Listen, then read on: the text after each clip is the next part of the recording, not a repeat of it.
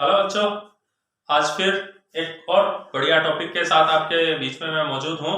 Tyndall effect बहुत important, ये भी एनसीईआरटी का सीबीएसई का बहुत ही फेवरेट क्वेश्चन है।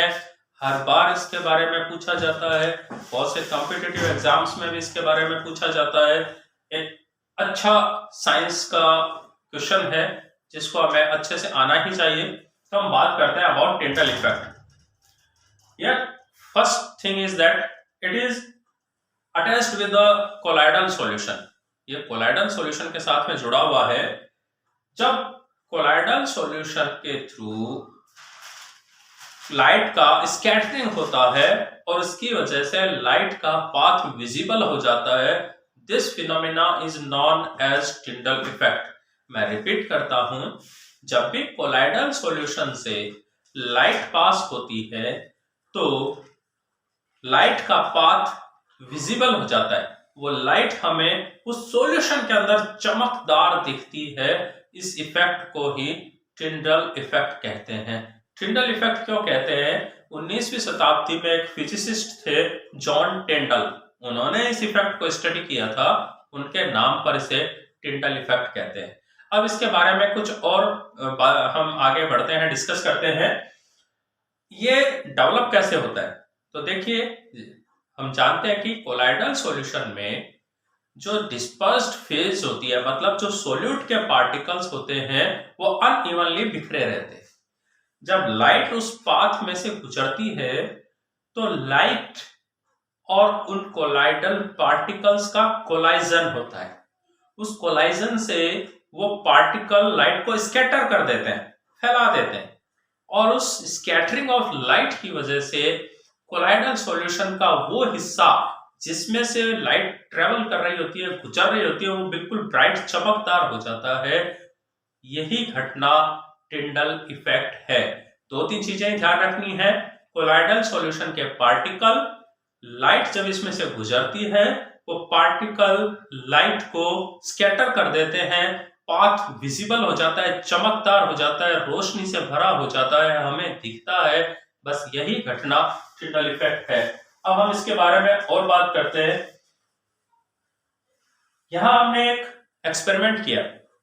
एक्सपेरिमेंट में हमने ये एक सोर्स ऑफ लाइट है, इसको छोटे से छिद्र में से गुजारा, आगे हमने लेंस रखा, कन्वर्जेंस लेंस है, वो लाइट के बीम को कन्वर्ज कर देता है, एक जगह इकट्ठा कर देता है।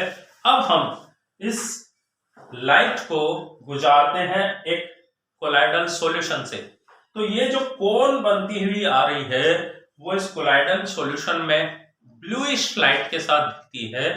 इस कोन को, जो ब्लूइश कोन बन रहा है लाइट का, कहां दिखेगा?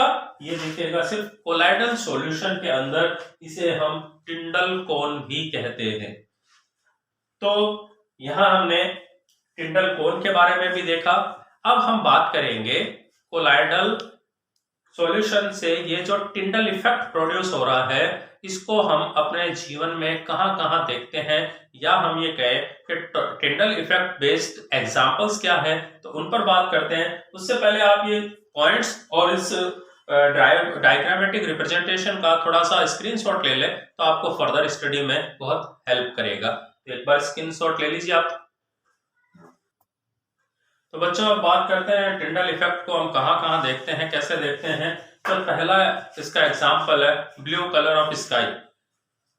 स्काई में जो डस्ट पार्टिकल वगैरह होते हैं वो लाइट को स्कैटर करते हैं, इसकी वजह से ही जो स्काई का कलर होता है वो ब्लूइश दिखता है।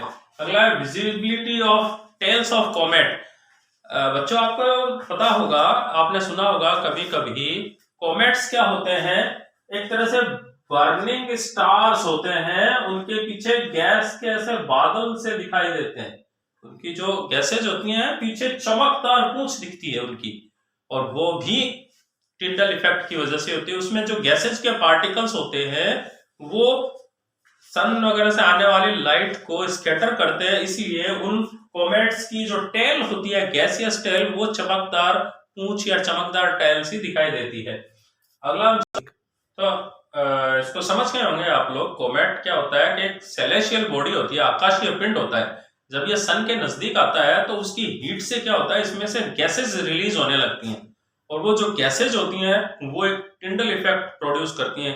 गैसेज के पार्टिकल एक कोलाइडल सॉल्यूशन जैसा क्रिएट कर देते हैं एटमॉस्फेयर, और उसकी वजह से वो जो है उसकी टेल जो है पीछे चमकदार दिखाई देती है।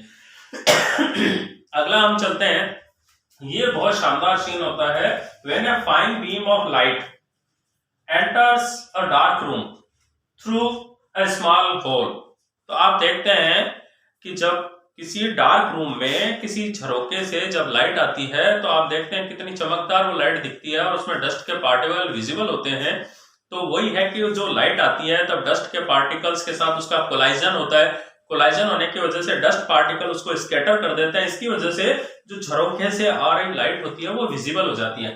तीसरा, जिसको तो देखने के लिए लोग रेन फॉरेस्ट वगैरह में जाते हैं, ये एक बहुत शानदार अनुभव होता है देखने का।